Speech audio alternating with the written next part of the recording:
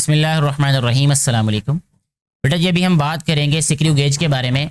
हम क्योंकि पैमाइशी आलात की बात कर रहे हैं तो ये भी एक पैमाइशी आला है और ये इस्तेमाल क्यों करना पड़ता है, इसकी ज़रूरत क्यों पेश आती है, उसकी वजह यह है कि अभी तक हमने जितने भी पैमाइशी आलात के बारे में पढ़ा, जैसा कि मीटर रॉड की बात कर लें तो मीटर रॉड जो है वो 1 मिलीमीटर तक हमें दुरुस्त पैमाइश दे सकता है। इससे अगर छोटी कोई पैमाइश हमने मालूम करनी हो, किसी तार का डायामीटर मालूम करना हो तो हम नहीं मालूम कर सकते उससे, ठीक है।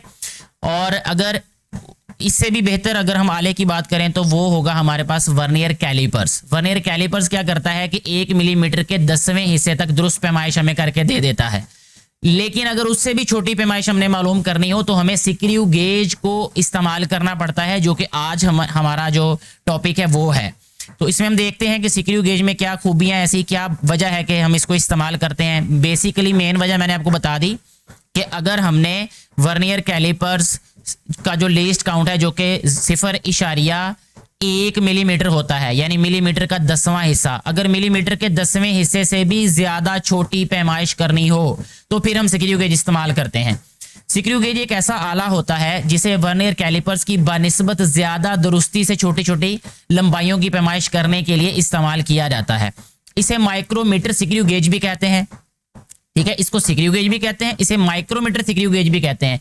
ये एक यू शक्ल के धाती फ्रेम पर मुश्तमिल होता है जिसके एक जानिब एक धाती बटन स्टड लगा होता है। ये देखें, ये एक तरफ ये जो स्टड लगा हुआ है इसके बारे में हमें बताया जा रहा है। ये माइक्रोमीटर स्क्रू गेज है। ये यहाँ पे इसके जो हिस्से हैं उनके नाम भी लिखे हुए हैं कि ये स्पिंडल है, ये लॉक है, ये मेन स्केल है इसका, ठीक है। ये खोखला सिलेंडर या स्लीव भी कहते हैं इसको। इंडेक्स लाइन है ये वाली जो दरमियान में लगी हुई नजर आ रही है। ये सर्कुलर स्केल है इसका, ये घूमता है ये वाला, इसे इसको सर्कुलर स्केल कहते हैं। ये थिम्बल है, यहाँ से पकड़ के भी इसको घुमा सकते हैं हम। और ये रैचेट है, यहाँ से हम इसको खोलते या बंद करते हैं मेनली इसको। इस स्टड के दूसरी जानिब एक खोखला सिलेंडर या स्लीव लगा होता है। यहाँ देखें, ये स्टड है हमारे पास और इसकी दूसरी जानिब ये खोखला सिलेंडर या स्लीव है, इसकी ऑपोजिट जानिब पे, इसकी बात कर रहे हैं ये वाला, ठीक है जी। इसके बाद है इस खोखले सिलेंडर पर इसके एक्सिस के पैरेलल इंडेक्स लाइन होती है। ये वाली जो लाइन है इसको इंडेक्स लाइन कहते हैं हम। ये जो लाइन है इसको इंडेक्स लाइन कहते हैं। ये यहाँ पे इसको इंडिकेट भी किया हुआ है लकीर की मदद से। यहाँ पे मैं एरो लगा देता हूँ। ये वाली जो दरमियान में लाइन है इसको इंडेक्स लाइन बोला जाता है। इसके बाद जिस पर मिलीमीटर में दर्जे लगे होते हैं, इस पर जो दर्जे हैं ये मिलीमीटर में हैं। ये खोखला सिलेंडर बतौर नट काम करता है। नट का मतलब ये खुलता और बंद होता है। ये स्टड के मुखालिफ सिमत में यू शक्ल के फ्रेम के सिरे पर फिक्स होता है। थिम्बल के अंदर चूड़ीदार स्पिंडल लगी होती है। ये हमारे पास हमें बताया हुआ है कि ये थिम्बल है, ठीक है। और ये वाला स्पिंडल है, ये यहाँ पे हमें दिखाया जा रहा है ये।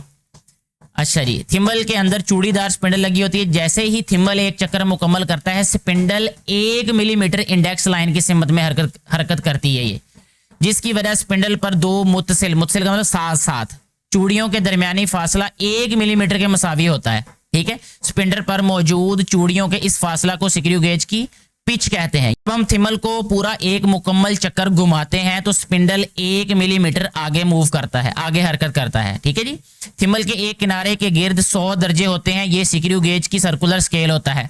थिम्बल के एक चक्कर मुकम्मल करने पर 100 दर्जे इंडेक्स लाइन के सामने से गुजरते हैं और थिम्बल मेन स्केल पर 1 मिलीमीटर का फासला तय करती है। बस सर्कुलर स्केल के एक दर्जा की इंडेक्स लाइन से हरकत थिम्बल को मेन स्केल पर 1 मिलीमीटर के 100वें हिस्से यानी 1/100 मिलीमीटर यानी 0.01 मिलीमीटर हरकत देती है। स्क्रू गेज का लीस्ट काउंट इस तरह भी मालूम किया जा सकता है कि आप देखें लीस्ट काउंट का फार्मूला कि स्क्रू गेज की पिच क्या है और सर्कुलर स्केल पर दर्जों की तादाद कितनी है। तो अगर हम देखें इसमें इसकी जो पिच है वो 1 मिलीमीटर है। पिच का मतलब कि पूरा एक चक्कर जब हम उसको सर्कुलर स्केल को घुमाते हैं तो 1 मिलीमीटर आगे जो स्पिंडल है वो घूमता है। और 100 दर्जे कुल होते हैं, इसको तकसीम करने से 0.01 मिलीमीटर है। तो इसका मतलब ये है कि मिलीमीटर के 100वें हिस्से तक जो स्क्रू गेज है वो मिलीमीटर के 100वें हिस्से तक दुरुस्त पैमाइश कर सकता है ये, और सेंटीमीटर के 1000वें हिस्से तक। ये यहाँ पे लिखा हुआ है, ये ऑब्जेक्टिवली बड़ा इंपॉर्टेंट है ये वाला पार्ट, ठीक है, इसको याद कर लीजिएगा। बस स्क्रू गेज का लीस्ट काउंट 0.01 मिलीमीटर या 0.001 सेंटीमीटर है। ठीक है जी। अब कहते हैं कि स्क्रू गेज का तरीकाकार क्या है, यानी मालूम कैसे करना है हमने किसी भी चीज का, अगर हमने डायामीटर मालूम करना हो तो। जीरो एरर मालूम करने के लिए रैचेट को क्लॉकवाइज सिमत में घुमाइए। क्लॉकवाइज का मतलब ये होता है कि दाएं तरफ, जैसे हम किसी भी चीज को टाइट करते हैं ना, नट को, उस सिमत में, यहां तक कि स्पिंडल और स्टड आपस में मिल जाएं। अब अगर सर्कुलर स्केल की जीरो लाइन इंडेक्स लाइन के एन ऊपर आ जाती है, ये देखें यहां पे बताया जा रहा है कि ये सर्कुलर स्केल की ये जो सिफर के सामने वाली लाइन है, ये मेन स्केल की सिफर के बिल्कुल बराबर आ जाए, तो इसका मतलब यानी इंडेक्स लाइन, ये वाली इंडेक्स लाइन है, ये इंडेक्स लाइन के बिल्कुल बराबर आ गई, तो इसका मतलब कि इसमें जीरो एरर नहीं है। ठीक है जी। तो जीरो एरर सिफर होगा। अगर सर्कुलर स्केल की जीरो लाइन इंडेक्स लाइन तक नहीं पहुंची, यानी पीछे ही है, ठीक है, तो जीरो एरर पॉजिटिव होगा। यानी यहां पे देखें, इसमें नीचे देखें ये वाला, ठीक है, तो जीरो एरर पॉजिटिव होता है।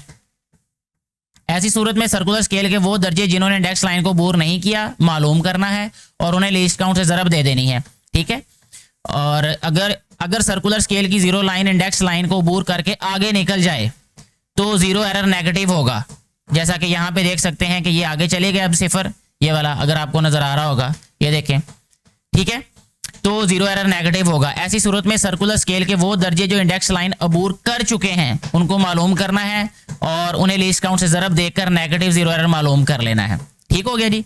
तो इसके साथ जो मिसाल दी हुई है उसमें कहा गया कि डायामीटर मालूम करना है तार का। तो ये स्टेप्स भी हम एक दफ़ा रीड कर लेते हैं ताकि आपको क्लियर हो जाए कि कैसे हम किसी भी तार का डायामीटर मालूम कर सकते हैं। दी गई तार का डायामीटर दर्जैल तरीके से मालूम किया जा सकता है। सबसे पहले रैचेट को क्लॉकवाइज घुमाइए यहां तक कि स्पिंडल स्टड से आकर मिल जाए। जीरो एरर मालूम करने के लिए मेन स्केल और सर्कुलर की रीडिंग नोट कीजिए और जीरो एरर की मदद से जीरो करेक्शन मालूम करें। यानी अगर जीरो एरर होगा फिर हमने जीरो करेक्शन फाइंड कर लेनी है। जैसे उन्होंने बताया कि पॉजिटिव जीरो एरर होगा या नेगेटिव जीरो एरर होगा, उस सूरत में स्क्रू गेज के रैचेट को एंटी क्लॉकवाइज घुमाकर स्टड और स्पिंडल के दरमियान मौजूद खला को खोलें। ठीक है, इसको खोल लेना है, जैसे ये आपको नजर आ रहा होगा। दी गई तार को इस खला में रखें। फिर क्या करना है, अब रैचेट को वापस घुमाएं यहां तक कि तार स्पिंडल और स्टड के दरमियान नरमी से दब जाएं। ठीक है जी। उसके बाद क्या करना है, यहां पे दी गई तार का डायमीटर मालूम करने के लिए स्क्रू गेज की मेन स्केल और सर्कुलर स्केल की रीडिंग नोट कर लेनी है। जीरो करेक्शन का के इतलाक से तार का दुरुस्त डायमीटर मालूम हो जाएगा। तार के मुख्तलिफ मकामात पर इसको दोहराना है बार बार। तो इस तरीके से हम मालूम कर लेंगे किसी भी तार का डायामीटर।